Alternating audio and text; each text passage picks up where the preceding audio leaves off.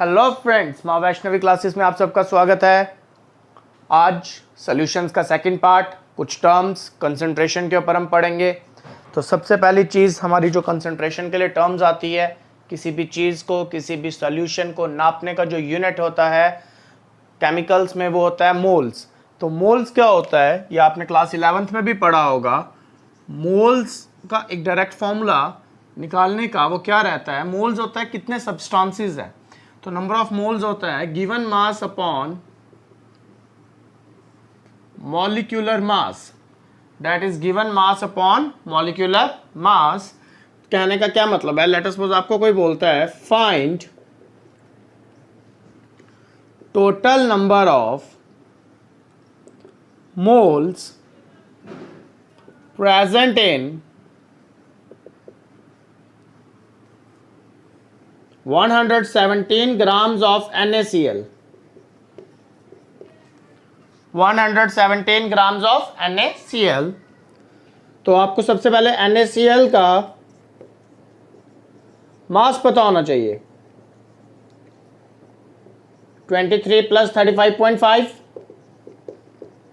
58.5 और this is the molecular mass of NaCl। Given mass 117 grams.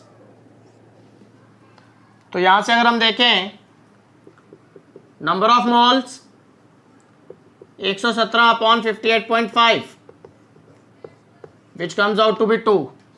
तो इस तरीके से हम नंबर ऑफ मोल्स निकालते हैं। तो नंबर ऑफ मोल्स निकालने का जो हमारा वे रहता है वो यही रहता है given mass upon molar mass, given mass upon molar mass. ये बचपन में हमने सीखा था। मोल्स की क्या डेफिनेशंस हैं वो देख लेते हैं अभी और फिर आगे चलते हैं। 1 mole in the case of gas with respect to gas is 22.4 litres. Molecular mass, atomic mass. In the case of atom, it is atomic mass. In the case of molecule, it is the molecular mass. Got it? अब ये moles तो हमें खाली बताएगा कितना substance है। Concentration क्या होती है किसी भी चीज की?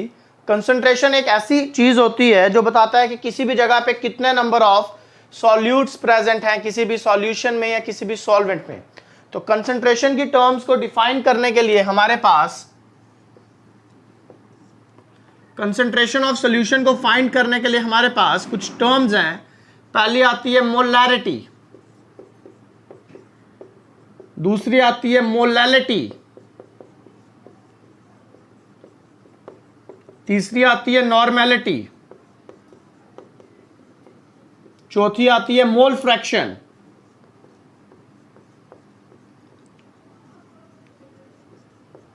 पांचवी आती है पार्ट्स पर मिलियन। ये क्वेश्चंस पूछे भी जाते हैं आपके एग्जाम में इनके ऊपर। तो अभी हम इनके बारे में डिस्कस करेंगे। तो ये डिस्कशन करने के लिए सबसे पहली चीज जो हम समझेंगे वो हम समझेंगे मोलैरिटी क्या होता है। मोलैरिटी क्या होता है? तो बेटा मोलैरिटी होता है, या इसी में कुछ टर्म्स और भी आती हैं जैसे मास पर मास, मास per volume, volume per volume. ये 8 टर्म्स जो आज हम करेंगे। तो सबसे पहली जो टर्म आती है वो आती है मोलैरिटी। मोलैरिटी बोले तो क्या होता है मोलैरिटी? मोलैरिटी होता है number of moles of solute, number of moles of solute dissolved in 1 litre of solution, dissolved in 1 litre of solution. 1 litre solution में कितने मोल्स ऑफ सॉल्यूट प्रेजेंट हैं उसको बोलते हैं मोलैरिटी। तो देखा जाए तो वही है कि टोटल नंबर ऑफ सॉल्यूट कितने हैं 1 लीटर ऑफ सॉल्यूशन में। तो कितना ज़्यादा हमारा सॉल्यूट पड़ा है 1 लीटर सॉल्यूशन में, उसको हम क्या बोलेंगे? मोलैरिटी। क्या बोलेंगे? मोलैरिटी। तो आई होप मोलैरिटी के बारे में थोड़ा सा पता चला हो। देखो मोलैरिटी बोले तो number of moles of solute dissolved in 1 litre of solution. तो इसका लिखेंगे सबसे पहले, लिखिए molarity is defined as the, लिखिए molarity is defined as the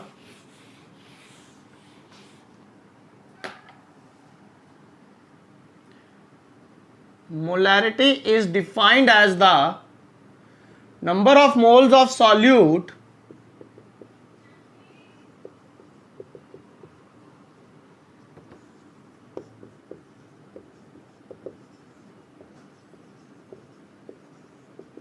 dissolved in 1 litre of solution.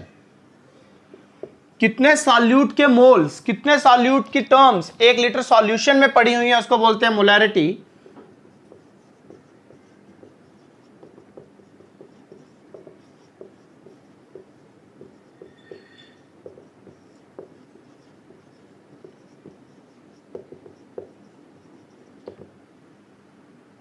इसके यूनिट क्या होंगे? मोल्स। इसके यूनिट क्या होंगे? लीटर्स। इसका यूनिट क्या आ जाएगा? मोलर। तो इसी को हम लिख सकते हैं 1 मोलर, यहां पे लिख रहा हूं साइड पे, 1 molar solution is defined as 1 mole of solute in 1 litre of solution. और इसको डिनोट करते हैं कैपिटल एम से, डिनोट करते हैं कैपिटल एम से। बट बेटा इसमें एक प्रॉब्लम आ रही थी, ये हमें वॉल्यूम पे डिपेंड कर रहा था, और कोई भी चीज जो वॉल्यूम पे डिपेंड करती है वो टेम्परेचर के साथ वेरी करती है। जैसे जैसे बेटा टेम्परेचर बढ़ता है वॉल्यूम भी बढ़ता है, चार्ल्स लॉ। आप अपने घर पे देख लीजिए, कोई भी गैस रखिए, उसका वॉल्यूम बढ़ाइए, टेम्परेचर बढ़ाइए तो उसकी वॉल्यूम भी बढ़ेगी। अगर टेम्परेचर पे कोई चीज डिपेंड करती है तो वो चीज ट्रस्टवर्थी नहीं है, हम उस पर भरोसा नहीं कर सकते। इस वजह से हम बोलते हैं कि जो मोलैरिटी है this is not a trustworthy unit.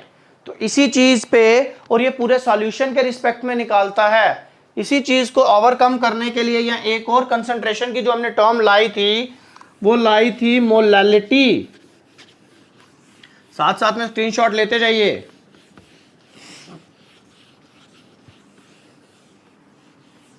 आज आपके लिए देखते हैं मैथ्स का भी एक यूनिट लाते हैं बहुत ही जल्दी। हम कॉमर्स के स्टूडेंट्स के लिए इकोनॉमिक्स का भी एक चैप्टर ला रहे हैं।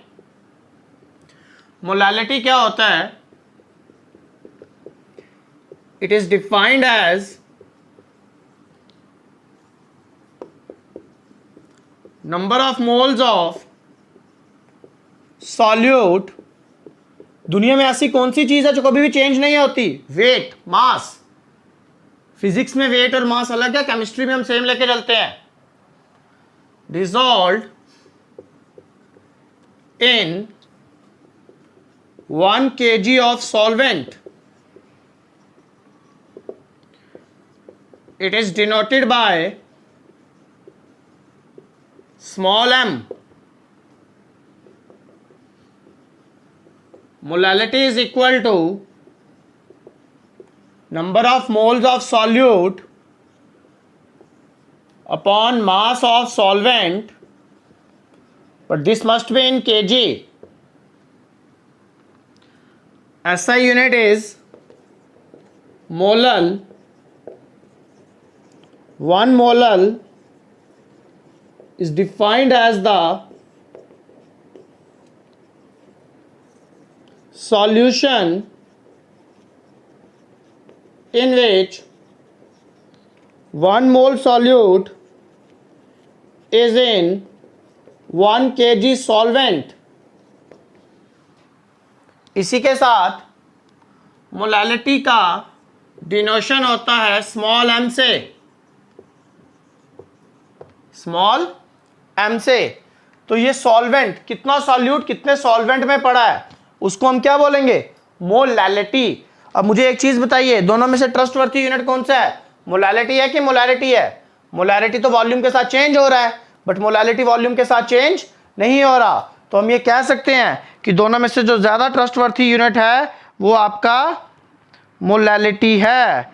बट मोलैलिटी में भी एक पंगा आता है कि ये हमें ये नहीं बताता कि कितना चार्ज प्रेजेंट है। हमें चार्ज भी देखना है। तो चार्ज की जब हम बात करते हैं तो उस टाइम पे जो हम यूनिट को ढूंढते हैं वो आता है हमारा normality.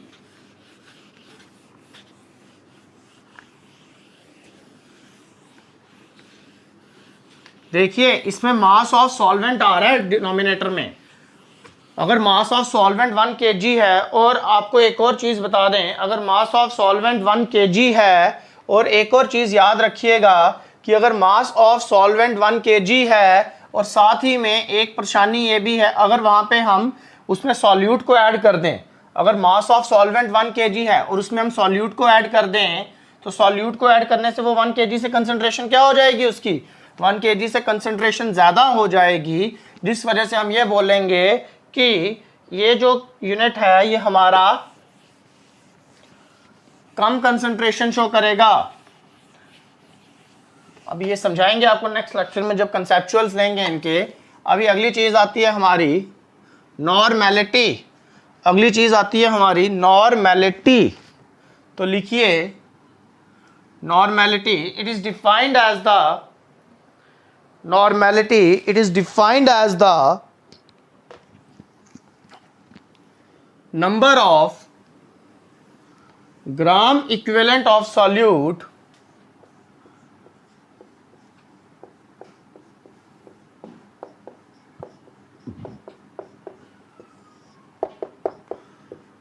number of gram equivalent of solute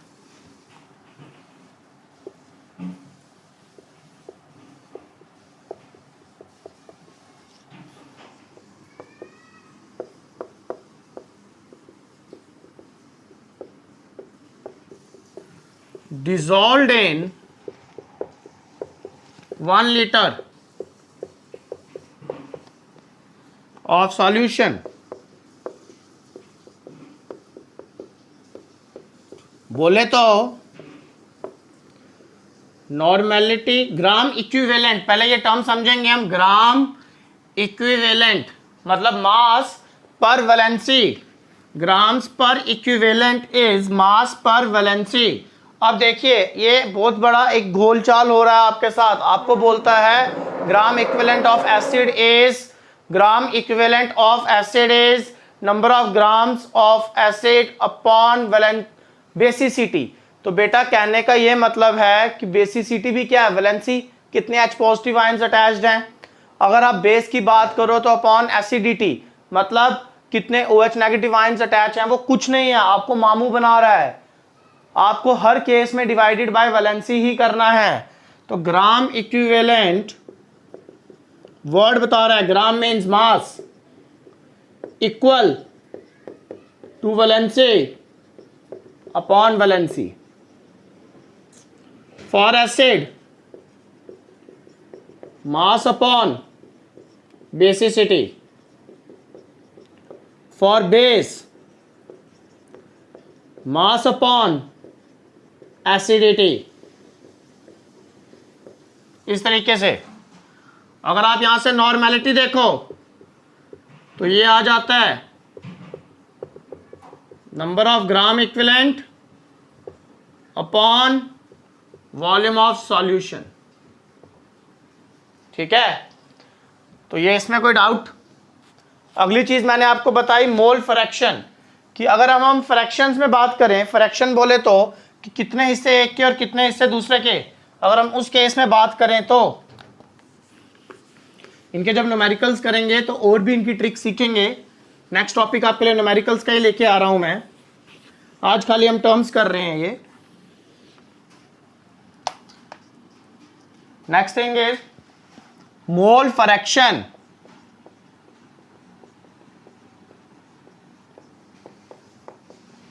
देखो मोल फ्रैक्शन मींस अपॉन, मैं एक बॉक्स बनाता हूं, मैं इसमें कहता हूं 1/4 को शेड कीजिए, फ्रैक्शन इज 1/4 मतलब एक टोटल कितने हैं 4, तो अपॉन में जब भी आता है वो टोटल आता है, तो टोटल क्या आएंगे मोल्स, किसके, हम किसकी बात कर रहे हैं अभी, सॉल्यूशन की। और मोल फ्रैक्शन जिसका मैं निकालना हो, अगर सॉल्यूट का निकालना हो तो मोल फ्रैक्शन ऑफ सॉल्यूट, और अगर सॉल्वेंट का निकालना हो तो मोल फ्रैक्शन ऑफ सॉल्वेंट। इसको डिनोट करते हैं एक्स से। डेफिनेशन क्या लिख ही सकते हो ना, जिस भी चीज का आपको मोल फ्रैक्शन निकालना है उसको ऊपर divided by total number of moles.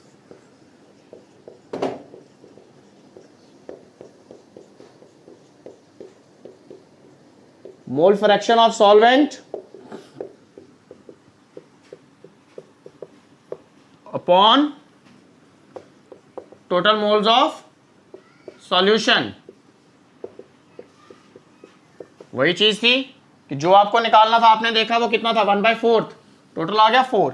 तो नीचे आपने टोटल, ऊपर जो आपको चाहिए हो।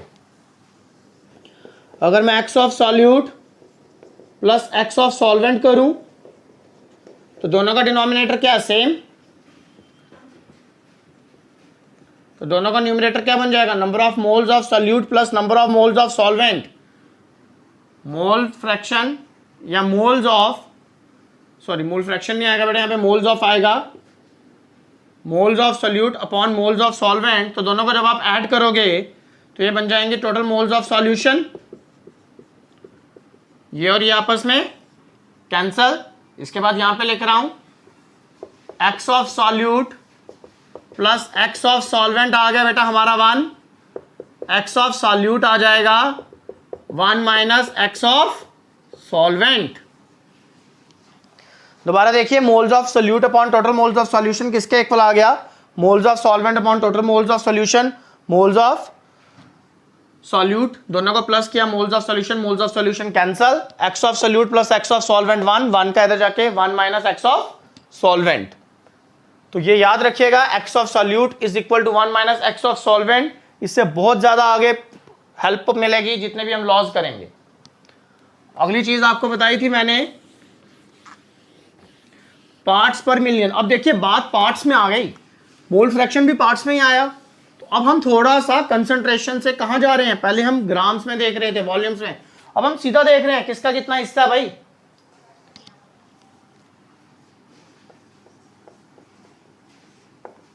Parts of one component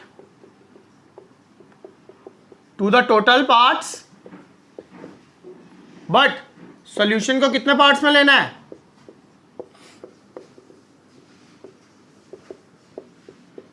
1 million. That is मतलब 1 मिलियन पार्ट्स लिया। टोटल पार्ट्स कितने लिए, 1 मिलियन, उसमें से एक component to the total parts of solution. अगला आ गया पार्ट्स पर मिलियन के बाद अगली चीज आती है mass per mass. Mass of one component to the total mass.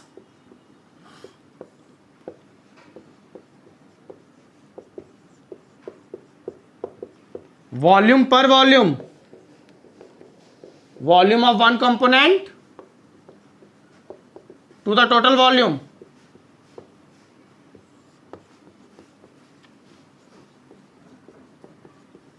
Mass per volume, mass per volume, ये क्या होता है, mass of component upon volume of solution. तो देखो ये part upon parts cancel, dimensionless. Mass upon mass cancel, volume upon volume cancel. Mass upon volume is gram per centimetre cube. तो ये सब तरीके हमारे ये सब देखने के। आज तो हमने ये कुछ क्वेश्चंस किए, कल इन क्वेश्चंस को यूज करके हम कुछ न्यूमेरिकल्स करेंगे।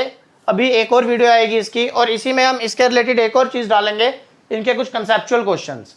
आई होप ये आज जितना आपको बताया ये आप अच्छे से पढ़ें, अच्छे से समझें, और नेक्स्ट लेक्चर के लिए अपने आप को ट्यून्ड रखें। आज ये सेकंड लेक्चर था हमारा सॉल्यूशंस का। आई होप ये आपको अच्छे से समझ आया हो। Stay tuned, have a nice day.